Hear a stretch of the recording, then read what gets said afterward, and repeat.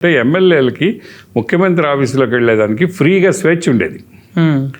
వాళ్ళు కాగితం తీసుకొని వెళ్ళేవాళ్ళు. ఆ కాగితం తీసుకెళ్ళి మా కాన్స్టిట్యున్సీలో పలాని కాలువ కావాలి, పలాని చెరువు కావాలి, పలాని స్కూల్ కావాలి అని అడగడము, అది సంతకాలు చేయించుకోవడము.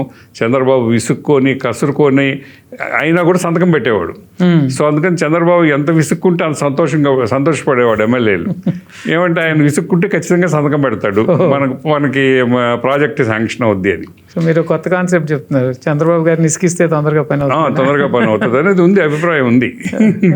కానీ ఇప్పుడు దురదృష్టం ఏంటంటే ఈ 1.5 సంవత్సరంలో ఆ పద్ధతి పోయింది. అసలు ఎమ్మెల్యేలకు ఇంటర్వ్యూ లేదు, ముఖ్యమంత్రి ఆఫీస్లోనూ లేదు, లోకేష్ ఆఫీస్లో లేదు. ఈయన డిఫాక్టో చీఫ్. నేను 2-3 సార్లు ముఖ్యమంత్రి గారి ఆఫీస్కి వెళ్ళాను. వెళ్ళినప్పుడు అక్కడ ఎమ్మెల్యేలు ఉంటారు, కలుస్తూ ఉంటారు.